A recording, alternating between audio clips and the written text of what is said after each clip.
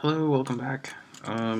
Okay, so last episode well, 2 episodes ago we added the hits function and the subscribe function to our blog API, and then last episode we added it to our test version of the blog, which I have running here in the background. So I need to grab that URL again, and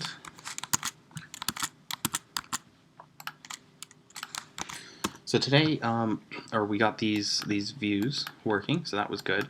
But now we need to add our subscription box, and I decided that we're just going to put it here for now. That's going to be fine, and it probably, I believe, it shows up on every page. Yes, it does. So that's going to be a good place for it at the moment, and then we can, kind of fiddle with that a little bit later. So we're going to be getting into a little bit of CSS probably and trying to reorganize the stuff. It's not going to be just JavaScript and Angular and Ruby on Rails and stuff like that. We're actually going to get into probably a little bit of design trying to get this stuff moved. Okay, so we need to find whatever template sets up that that header for us. So the default says include head and header, so it's probably the header here is what we're looking for, because this is body, so this means this is the head with all the HTML or pulling in the JavaScript and the meta tags and stuff like that. So that's not what we want. We want the header. So we do includes header. We can find this page link, if page title, page link title, base URL title. We're looking for the about. I was hoping to find the site title, page title, if for page in site pages, if page title. So there's probably an about page, which means, which I'm actually very curious as to where, about.md got it. So that's where that content is. So that created a new page for us. So this is our about page. So great, that's awesome. So we need to now figure out where this stuff is. So we're going to go right into the console, look at the elements, and we're going to try to find this one specifically. And we've got our class trigger, and then we have, we're trying to figure out, we've got our site nav, all that stuff's right there, page titles over there. So wrapper for this is really what's kind of holding that in for us. So we want to add something, I think, between site title and the nav is probably where we want to place this. So between site title and nav, we will place, basically it's going to be a new form. And we're not going to worry too much about adding in some of that stuff at the moment, but we do want an input of type email with a value, or sorry, a placeholder equal to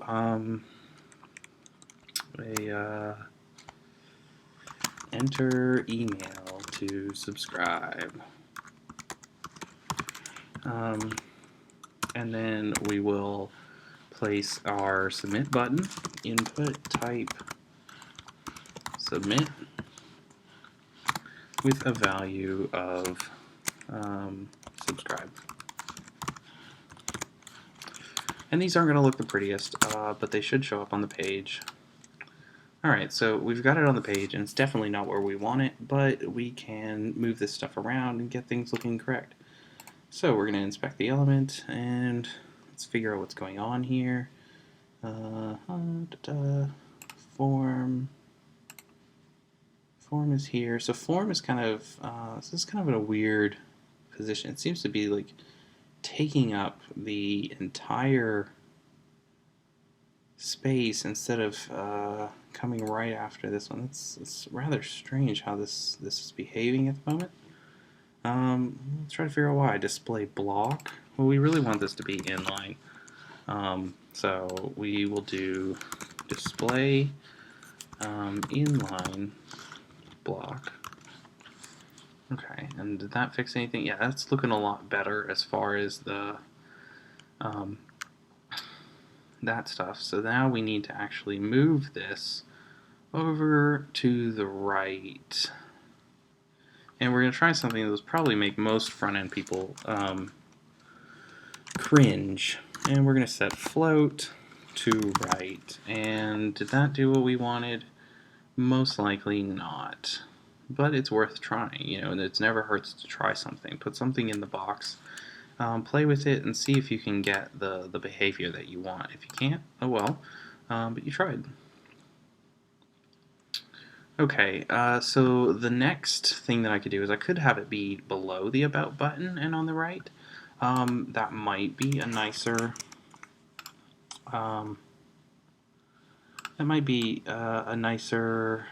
piece. So what you can do is just click and hold it and drag it, and I'm going to place it below the nav, and probably didn't see much difference there. But now I'm going to take the display inline block off, and you still see no difference. So that's kind of strange. How are these? This one's float right, line height 56 pixels, block, and this one is line height 56 pixels as well, with a, I guess, yeah, float left. So we've already got something floating left and floating right. So it's going to be a little bit difficult to try to get this exactly where I want this. You know, another thing I could do is I could put it right above the post here. I could put it right below the post. That's another place I could do that. And that's probably going to be a little easier. So I am not a big buff front-end designer. I can do front-end work. I can, you know, usually get things where I want. And if I spend enough time, I could definitely get it exactly the way I want it.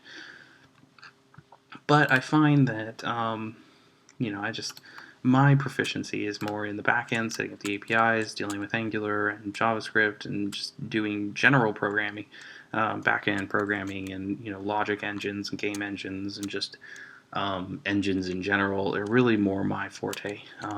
That or mobile applications.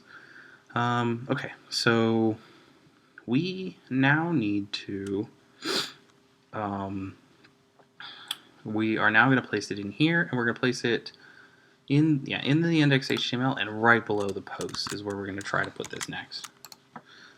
I don't like that my IDE doesn't want to line things up correctly, but I'm going to leave it for now.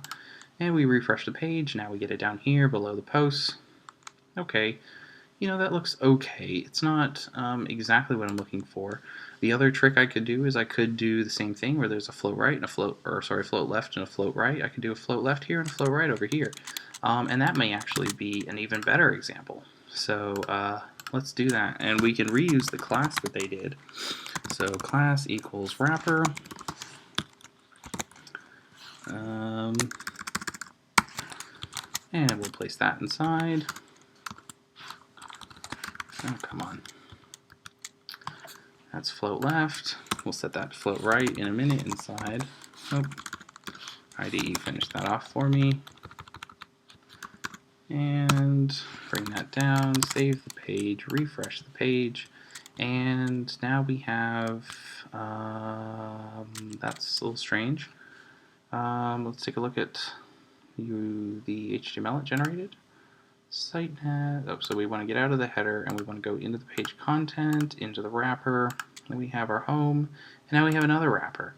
So we don't really want another wrapper per se, but we do want a div. So we're going to take wrapper off. I was hoping we could reuse that class, but it doesn't look like it's going to really work for our purposes at the moment. And now we're going to try playing with this. So we're going to, it's already a display block, and now we're going to float right. Nope, sorry. Float, L-O-A-T, right. And, okay, that's a little better. That's kind of closer to what I was looking for, but it does, still strange that it's below. Probably because they're both display block. So they're kind of hogging the the area. So we're gonna just play around with this. We'll say inline, or sorry, display is inline block, and then we'll set this one as well to display inline block. And as you can see, it did nothing. Well, it did do a little bit, but it didn't do what we wanted. So there's still some oddity going on, and there's still a little bit of strangeness in the fact that I can't get these to line up right beside each other like these ones did. Well, the other thing you can do is just go up to these ones and try to figure out what they did. So they did set their line height. Maybe that's something I need to do, is set my line height. Margin bottom, float left. Well, one was floated left, the other one wasn't floated at all. So maybe that's one of the things I need to try, is actually floating this to the left, which should be the assumed behavior. Oh, but see, as you can tell, there was a substantial difference when I did that. So when I set float left, this now jumped up and came on top. So now we can go float right, and we do not have what we want, and this, I believe this is where the clear fix hack comes into play. And this is when you use floating positions, this is kind of the effect that those things can have. It can cause some of these other things to jump up and not really make sense where they are and why they're there, and stuff like that. So hop back up here and make sure that I didn't turn off the display block. I did not. So we either need to use a clear fix hack, or we need to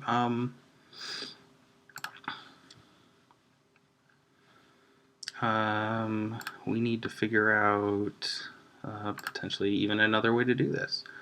Another way to do this would be to we could split this div up into essentially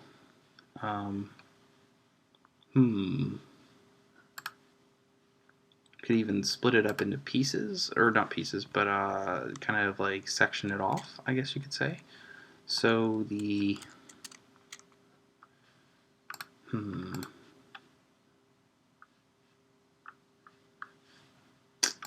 let's turn the float left off, because that's just causing us a lot of problems at the moment. Turn the float right off as well, and then we're going to do this is a display block, but let's only set the width to 50%. And then, so now our width is there, and we'll also set our, see, we've got a lot of, looks like we've got a lot of margin, or not margin, just a lot of yellow there. So here we can also say, we will go back to the float right, and width being 50%,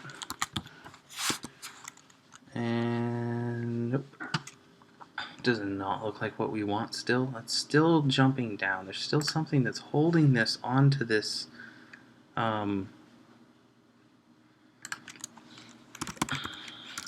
onto this line. Display inline block. That's a little more what I'd like to see, to be honest. So one other thing is I'm going to do the border, or was it box sizing? Box sizing, border, box, to make sure that we don't have anything extra. And I'm going to do the same thing here. Box sizing, border box. Okay, things are lining up, but it's still dropping down. So I'm going to try decreasing the width here, and it's not making any difference. Okay, maybe this also needs to be inline block. So we'll display inline block, and that made no difference. Okay, The other thing we can do is start playing around with the flex. So we could do display flex. Oh, that gave us something a lot closer to what we want, actually. A lot closer. Okay, so now we've got two elements. We can take off display and width 50%. Okay, but I want to look up the right way to do this with Flexbox. If I'm going to jump to the Flexbox, then I want to use the right way to do it. Flexbox. Nope. Flexbox. Here we go. Complete guide. Awesome. So if you say container flex or inline flex, and then you set a bunch of stuff: flex grow, flex wrap, flex shrink, flex base. It says flex flow. Item, align self. I think it just kind of works on its own, to be honest. You just put flex on it and it just, yeah, display flex and then child margin auto. Okay, so I think that's what we want to do, right? We want to do, but I don't want to do margin auto because that does kind of put it in the middle, I think. So block, take off the 50%. Now what happens if we float this to the right? Oh, nothing apparently. I believe that Flexbox takes that floating off. But now we can do what? Margin left auto, and there we go. Okay, this is a lot better. This is more what we want. So great, finally. We've got some good basis of what to make our CSS. So what I did, we need to recreate this. So under home, I created a div, which we have, and then I'm going to call this, we're going to give it a class so that we can potentially use this somewhere else, and we'll call this flex wrapper. And then what was the other thing that we did to make this work? We set the margin left on auto to this. So I'm going to do that right here because I don't foresee myself doing that anywhere else in the site at the moment, but we can obviously extract that out later on if we need to. So margin left auto, save that.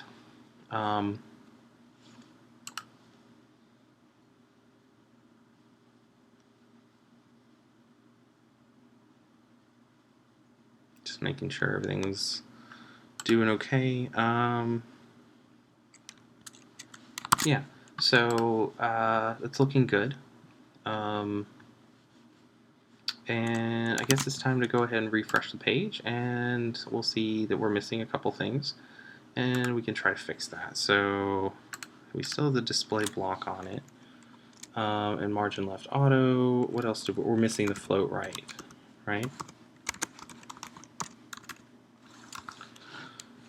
So we're back to a little bit of weirdness, and I think it was the width, 50%, that kind of caused some of that potentially. No. Box sizing, border box.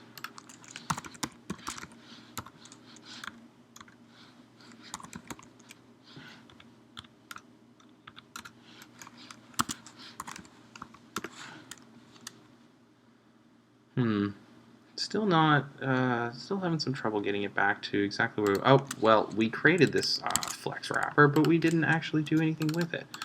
So we need to go to our CSS file, and we will enter the Sass base, I think, right? Layout, site title. This looks like a good place to do it. And we'll create our dot flex wrapper and put display flex on it. Okay, and now we'll just reload the page and see what happens. Boom, now we get exactly what we want. We don't have a lot of extra stuff on there. We just use the bare minimum to make it line up, and we got to play around with this. So this is great. We're looking good. So now for the code side of things, I would probably cut the video at this time, but I'm gonna go on a little bit and show you just wiring this stuff up so that we get a working example. We can style that another day. Okay, so the next item that we need to do is we need to enter back into our. We'll go into our. Where is? It's in the head, right? Header. Okay, so now we're entering kind of this weird domain where we need.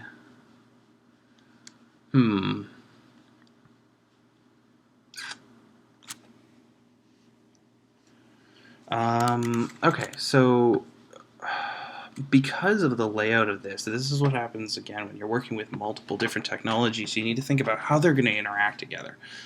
So we're creating this app, this module here, and then inside of our post content, we're pulling in post controller, but then we're also pulling in post controller inside of our index.html, right? Well, the index.html page is the one that we're also manipulating at the moment, so we don't want to load our post controller in twice. So this isn't going to look correct, but it is correct in the sense that we're going to pull this out of this file and we're going to place it in the default file, and we're going to place it right on the body right here. And so now everything is going to have post controller. So we also don't need to have it inside of our post layout because it's being pulled in for both of these now. So that might be a little hard to follow, kind of what's going on with that. But you'll see once the full page gets generated, it does. It's going to make sense, kind of what's going on. So we only want to load our controller in once.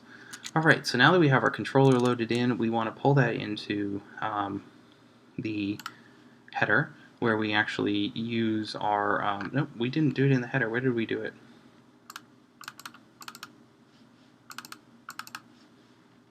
Nope.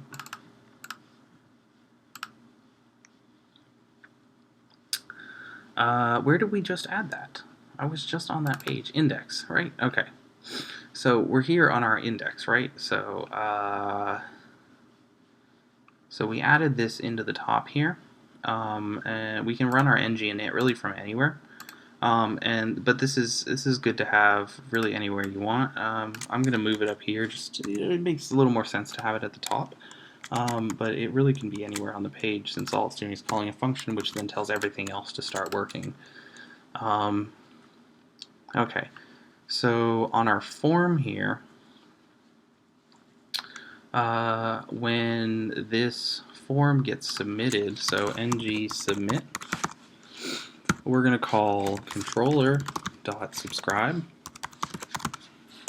and we're going to pass in the email. So ng, nope, not here, up here, right? Ng model equals controller.email, and we'll just pass that in so that we don't have to get that from anywhere else. This also makes it really easy to unit test, which we will be getting into in the series. We will be doing some unit tests on the site as well as other sites, so do stay tuned for that. Alright, so now we go back to our method over here, and we're going to create a new function. We've got our page init and our index init. So now we want to do a self.subscribe. And it's going to be, we are going to get back, or it's going to pass in the email, and we will then send the email to the server. So we will do a http.post, because that's what we're That's our current scheme, or sorry, REST function that we're using, post and subscribe. Our second argument is going to be a email of the email, and then we're going to take our callback, then function, and we'll get our data back, which really isn't going to have anything for us other than success or error. So it should always be successful. Again, we'll be getting into more stuff later on where we'll actually handle some errors and stuff like that. And what I'm gonna do just to be pretty simple here.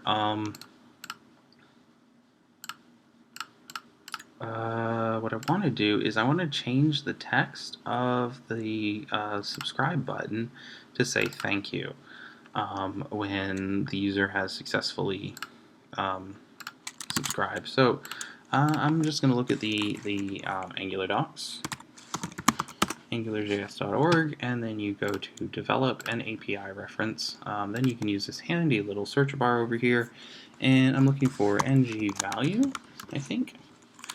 Binds the given expression to the value of option input radio, so the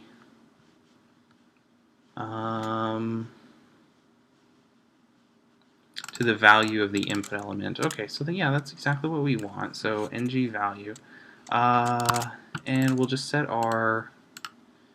So we'll do ng value equal to the controller dot subscribe button text.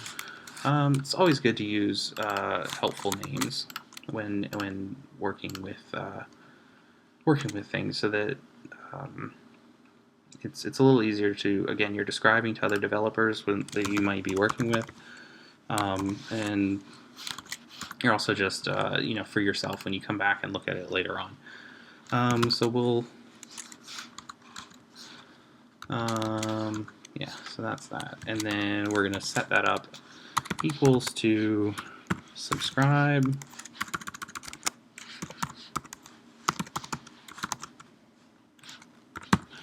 and put that on self, and then when they click on the button and the post comes back successful, then we want to set that button text equal to thank you. Alright, so simple enough, right? So we will refresh the page. Big thing to note here is bring open your network tab before you do this, and we'll do snare, jobs, yahoo.com, click subscribe, and it says thank you, and we can confirm that yes, we got a 226 back. So everything's wired up, everything's working, and this is ready to be deployed. So I'm going to go ahead and do the deploying process off the video, and the next time that we come back, we'll be looking at adding some like buttons and some other things to the page potentially. So thank you very much for watching.